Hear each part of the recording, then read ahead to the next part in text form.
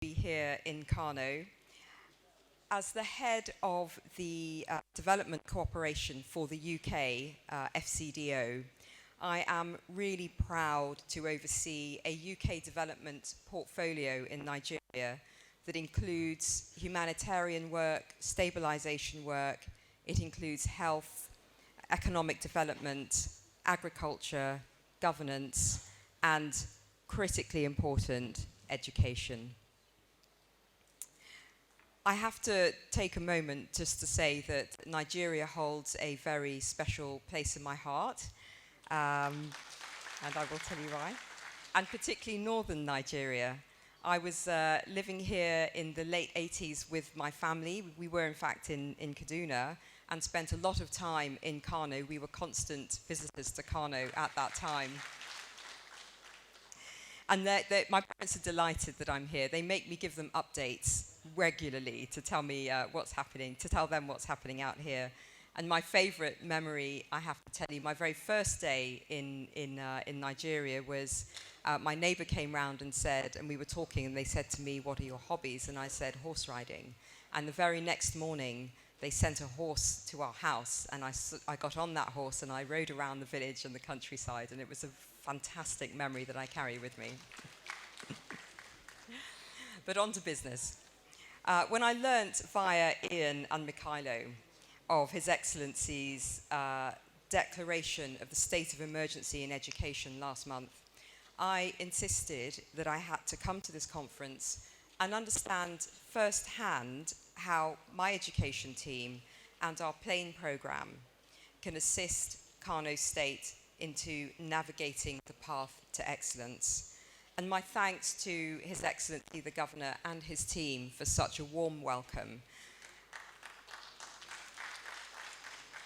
And also to the Secretary to the State, Dr. Bishu, and his team. I think you are here, sir. Thank you also for your very warm discussions yesterday. We are all here. We are all, I feel like I'm preaching to the converted already. Delivering quality education to all girls and boys is absolutely critical. Whether in the UK, across Africa, or here in northern Nigeria, education is fundamental to reducing poverty, building prosperous and resilient economies, and peaceful and stable societies. And we know a child whose mother can read is 50% more likely to live beyond the age of 5 and 50% more likely to be immunized. That's an incredible statistic. Since the return to democratic governance in Nigeria 25 years ago, the UK has had a sustained and comprehensive programme of development cooperation with Kano State, and we operate a dedicated office and team here to oversee that. And the plain Partnership for Learning in All Nigerian Education, our current flagship education, started in 2021, but our partnership with Kano on education goes way back. It goes over the last 20 years.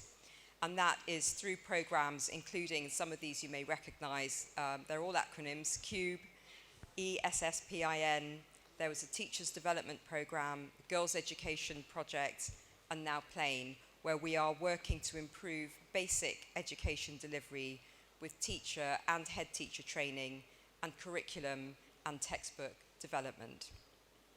A major initiative, which I'm really proud of, was to improve Hausa-based foundational literacy and numeracy.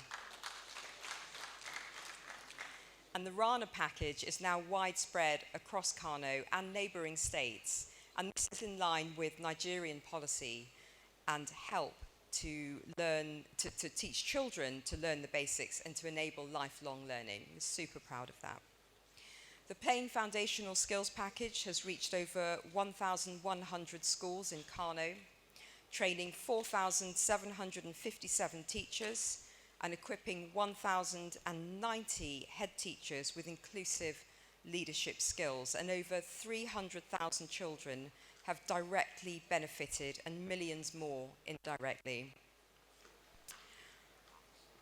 Working with community-backed Islamia, excuse my pronunciation, Quranic, and Sangaya schools to widen their offer with Hausa and numeracy teaching was also a vital strategy promoted by ESSPIN and is now being used by Plain to reach highly marginalised Al-Majiri boys in Kano and other parts of the north.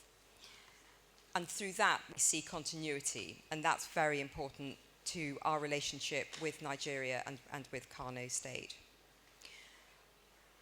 Making schools safe and supportive for girls is also a vital part of our work. And the provision of water and sanitation and building child protection systems to keep all girls and all boys safe is essential. Safety is not only about physical security from hostile bandits and so on. Schools must also promote a gender-friendly and inclusive environment where children feel safe and want to go to class. And our experience suggests training and employing more local women to become the teachers and head teachers of tomorrow is vital to do this. Plain has supported work to review and develop Kano's new policies on teachers and girls' education, and I applaud the news that I hear from the Honourable Commissioner of Education that plans are underway to recruit over 5,000 new teachers and that 60% of those recruits are female. Well done, sir. Empowering more women to participate and to be appointed into leadership positions in the education sector is a strategy that this conference I know will be considering, and in that, avoiding a wasting of the potential talent of the workforce.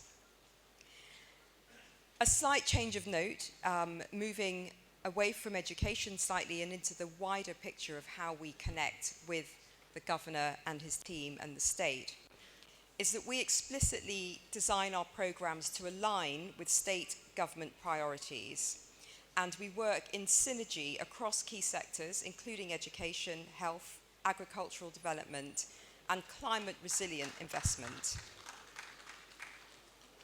And these programs are underwritten by our support to improve the core governance and accountability systems and to build government staff capabilities needed for effective service delivery. And I just wanted to say that I particularly appreciated the story of the gatekeeping of the Wall of China, and we all know how much governance underpins that. Our deep experience and engagement in Kano has taught us many valuable lessons. And perhaps the most important is the value of enduring and collaborative partnerships, which are founded on deep and mutually respectful relationships of equals. And for this reason, we initiated the Mutual Accountability Framework, and that is to reaffirm the joint commitment and continued cooperation between the Kano State Government and the UK Foreign Commonwealth and Development Office, FCDO, Nigeria.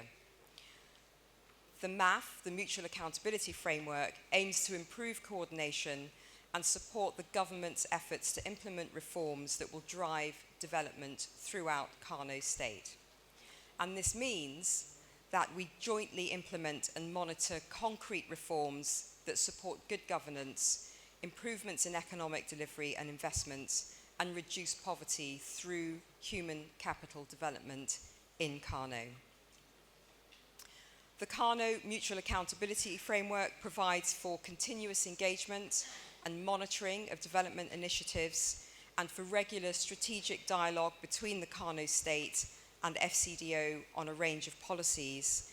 And as I said, it makes sure that we as the UK align behind the state government and the federal government objectives and aims, and that we also hold ourselves accountable for the promises and the commitments that we make to the government. And we are open to approaches and views from the Kano government to widen the reach and the impact of the Mutual Accountability Framework approach, and potentially invite in, at the governor's discretion, other development partners and aid agencies. And in all cases, for those, we maintain close ties and knowledge of their programs and pipelines so that we use our potential to multiply the scale of results and not fragment what we are doing and pull people in different directions.